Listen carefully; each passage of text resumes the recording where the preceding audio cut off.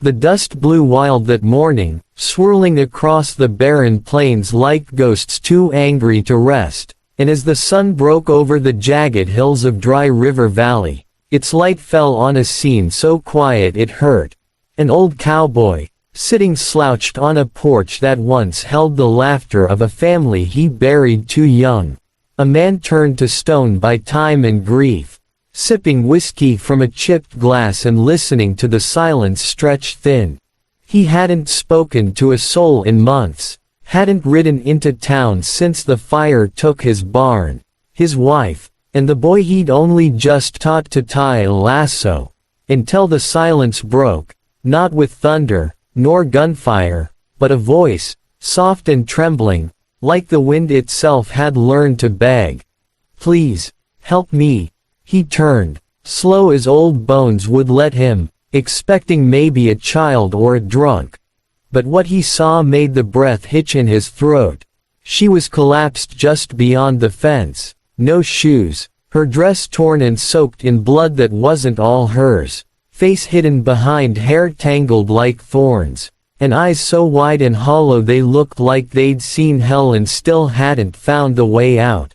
And though his heart had been locked behind 1,000 miles of pain, something about her, something about that whisper, cut through him like a hot knife, stirred the fire he thought long dead, and made him move without thinking. He carried her inside, gently, like a broken foal, set her on the couch, and when she flinched at his touch, he said the first true thing in years. "Ain't nobody gonna hurt you here." She didn't speak much at first. Barely ate, barely breathed.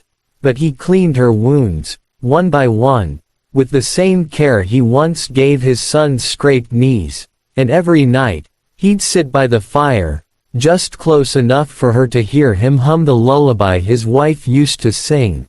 Until one night she whispered, "They'll come for me," and she told him about the men who dragged her from the wagon trail, the way they treated her like less than dirt, the scar on her arm shaped like a brand, and something inside him, some buried rage, came alive. This wasn't just about her, it was about everything he'd lost, everything he failed to protect, and he swore then, under the stars, that he'd see her safe or die trying. He taught her to shoot, to ride, to fight with fists and fury, and she soaked it up like a dying flower finally given rain, her fear giving way to a sharp, relentless fire. Together they fixed the barn, rebuilt the fences, and word spread through the nearby towns like wildfire. The haunted ranch wasn't empty anymore, and the cowboy who lived there wasn't broken no more. But trouble came like it always does in the West.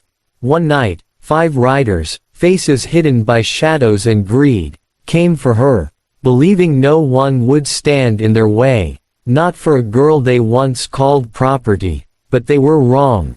The cowboy stood tall at the gate, shotgun in hand, eyes burning like the sunrise, and when the smoke cleared, 3 were dead, 1 was running, and the 5th was left begging for his life at the boots of the girl he once tried to own. She looked down at him, hand trembling on the trigger, until the cowboy placed his hand over hers and whispered, "This ain't who you are no more." She dropped the gun, and with that, she let go of the chains they'd wrapped around her soul.